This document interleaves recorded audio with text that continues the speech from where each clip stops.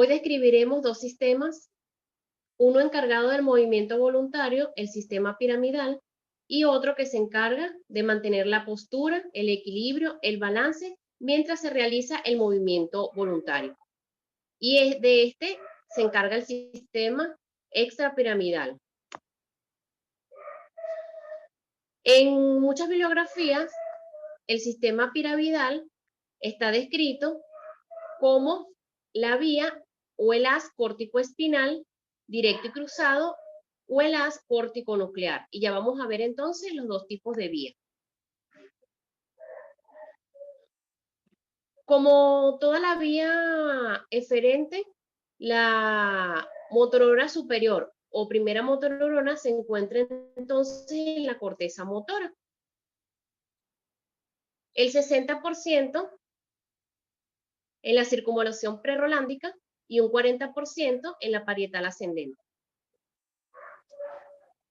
El área primaria motora, ubicada entonces en el área 4 de Brodmann, localizada en la circunvalación prerolándica del lóbulo frontal.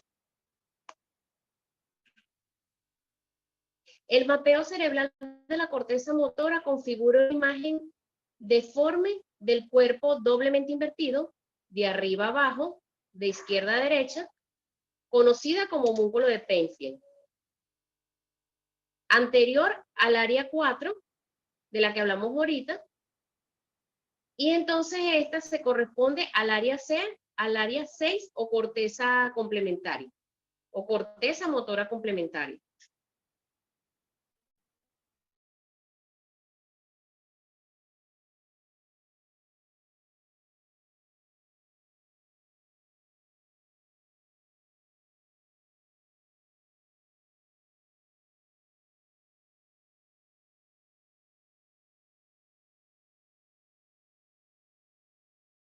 O primera motoneurona se encuentra en el área prerolándica, en el área 4, sus haces descienden a través de la cápsula interna de su brazo posterior, van descendiendo a través de todas las estructuras del tronco encefálico, llámese mesencéfalo, puente o pirámides vulvares o médula oblonga.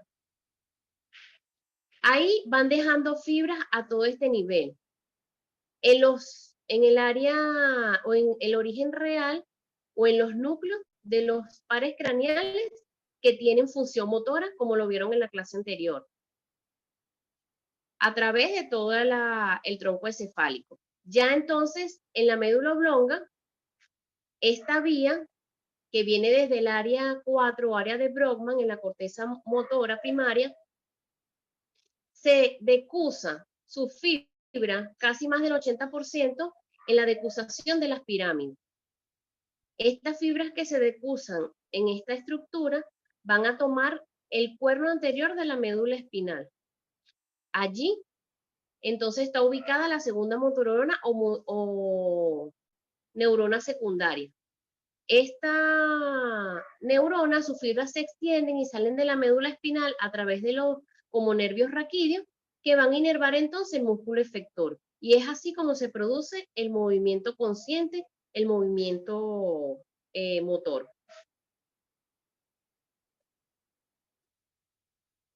Pero es importante, ya entonces entrando en sí en la parte semiológica, cómo se evalúa o cómo vamos a ver estos pacientes, cómo vamos a estudiar a estos pacientes que tienen lesiones de la vía piramidal. Es importante tomar en cuenta que estos pacientes muchísimas veces vienen con alteración del sensorio o de la conciencia en todas sus escalas. Y esto hace que el interrogatorio sea mucho, mucho más difícil, porque no tenemos, mejor dicho, esta herramienta que nos permite llegar a establecer muchas veces hasta el 80-90% de nuestro diagnóstico.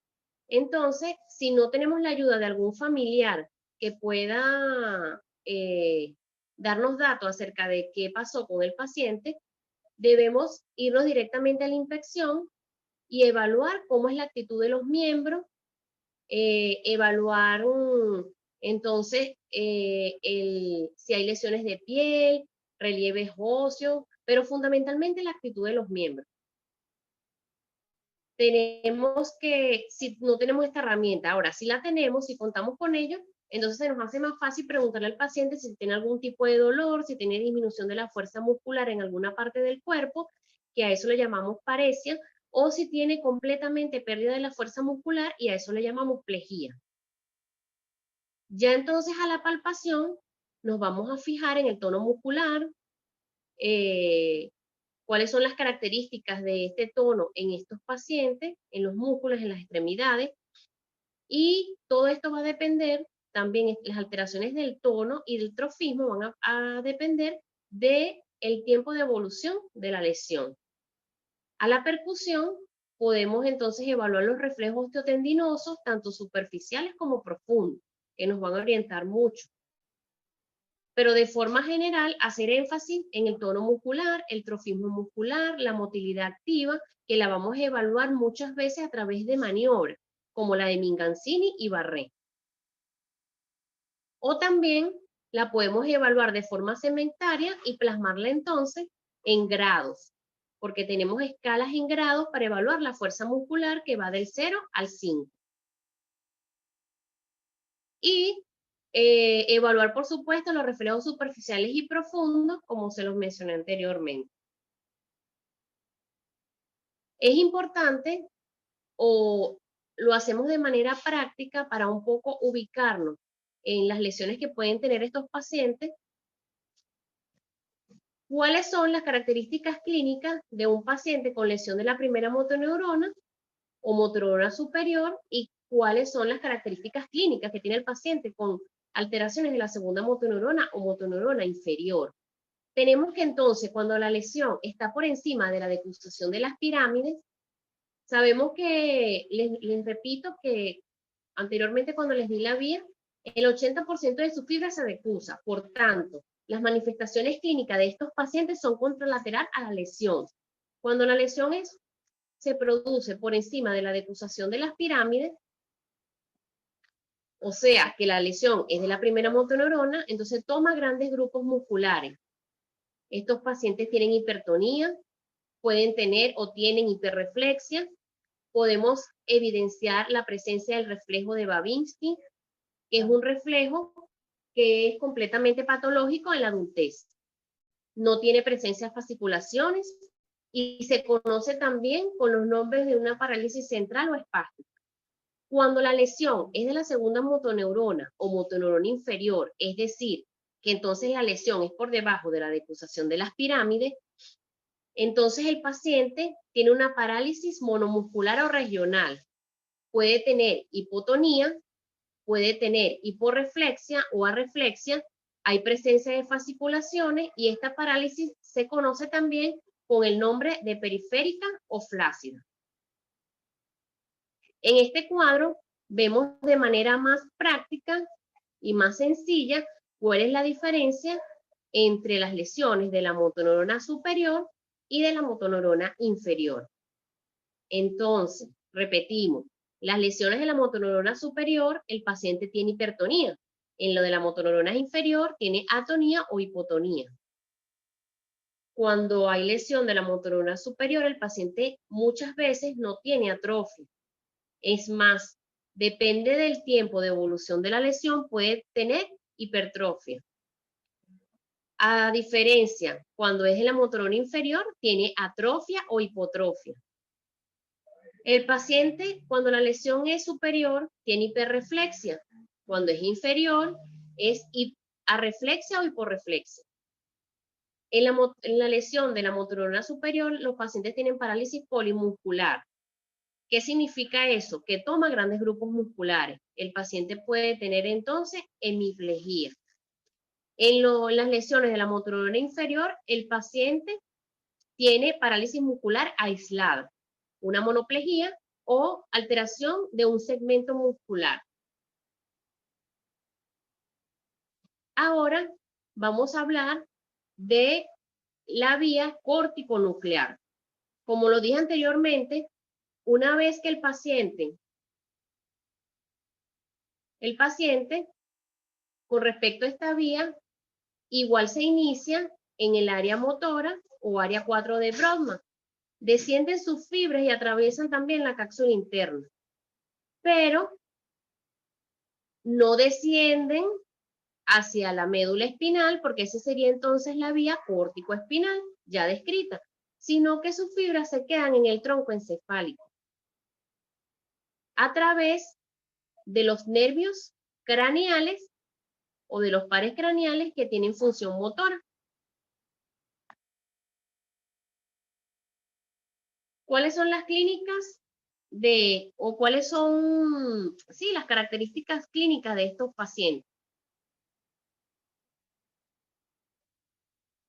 Hay diferentes tipos de síndrome.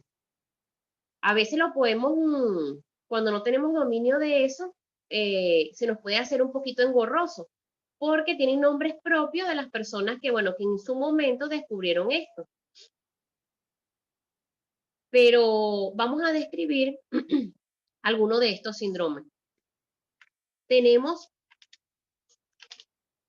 como primero el síndrome de Weber o parálisis de Weber, en donde hay parálisis del tercer par y entonces el paciente desvía el globo ocular hacia abajo y hacia afuera. Y hay presencia de midriasis. Y hay una hemiplegia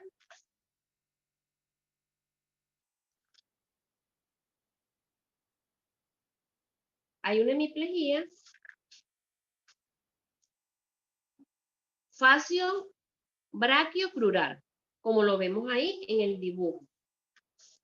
Tenemos la parálisis de Benedict, que es igual a la de Weber, pero aquí hay hemiataxia, hemitemblor y hemianestesia.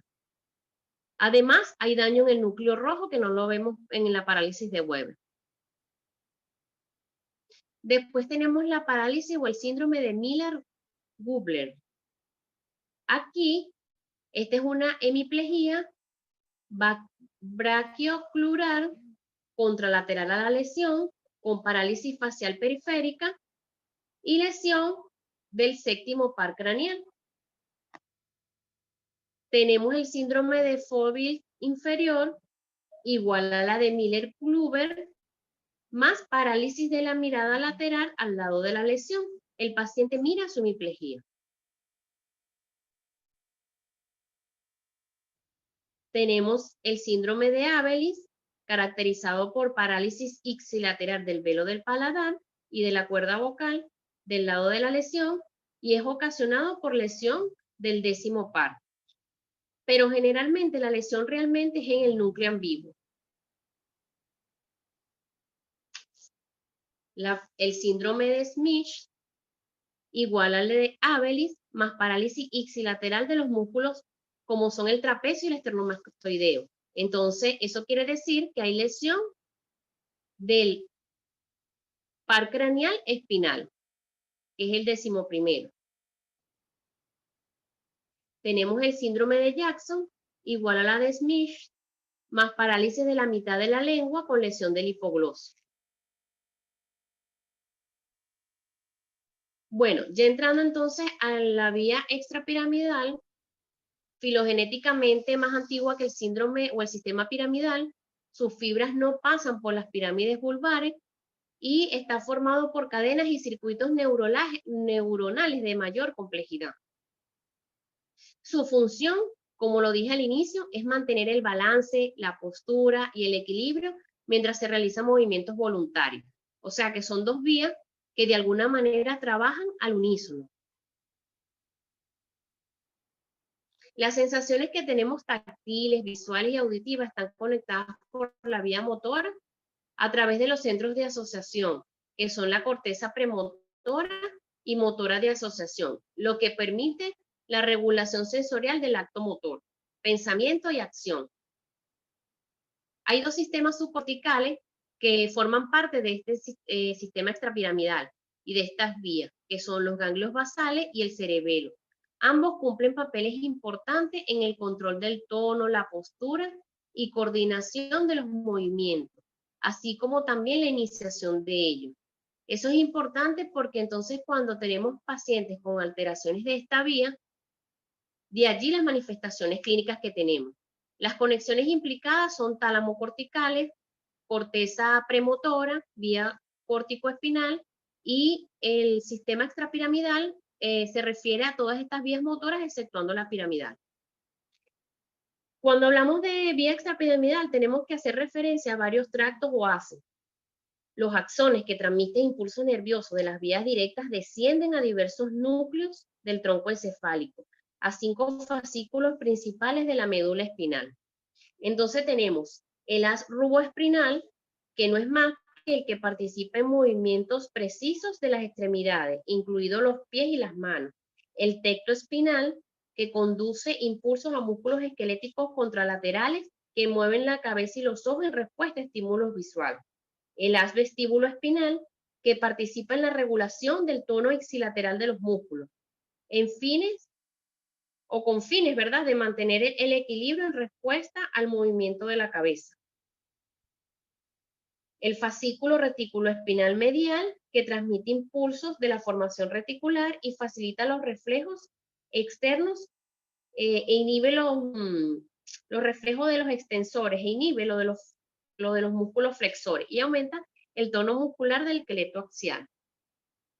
Los mediadores químicos de importancia en este sistema son la dopamina, la GABA y la acetilcolina. Pero, ¿qué pasa en un paciente cuando hay un daño en el sistema extrapiramidal? Habrá alteraciones en la calidad de los movimientos, habrá alteraciones del tono muscular y aparición de temblores. Y el ejemplo más característico de todas estas alteraciones es la enfermedad de Parkinson. Describiremos entonces algunos síntomas que pueden tener estos pacientes, como por ejemplo la rigidez, que no es más que la alteración de los movimientos pasivos, y bueno, por supuesto, la alteración del movimiento de las articulaciones. La bradicinesia, que es la reducción de la velocidad para realizar estos movimientos. Estos pacientes realizan los movimientos, pero lo hacen de manera muy lenta. Y pueden haber también trastornos posturales. La corea, con movimientos rápidos e involuntarios, de varias o de una parte del cuerpo. El balismo, que es un subtipo de la corea. Las mioclonías, que pueden ser movimientos relampagueantes, involuntarios de una zona del cuerpo. La distonía, que no es más que una postura normal de alguna parte del cuerpo. La atetosis, que no es más que un flujo continuo de movimientos involuntarios, fluidos y de contorsión. Entonces, le describo algunos de estos síntomas porque es importante repasarlo, tenerlos en cuenta porque pueden estar presentes en cualquier paciente que tenga alteraciones de la vía extrapiramidal por cualquier motivo. Bueno, espero que de alguna manera esta presentación sea un abreboca para que profundice sobre estos temas. Son temas que son largos, hay que describir muchas otras cosas, pero de alguna manera es una forma de adentrarnos en estos temas. Gracias.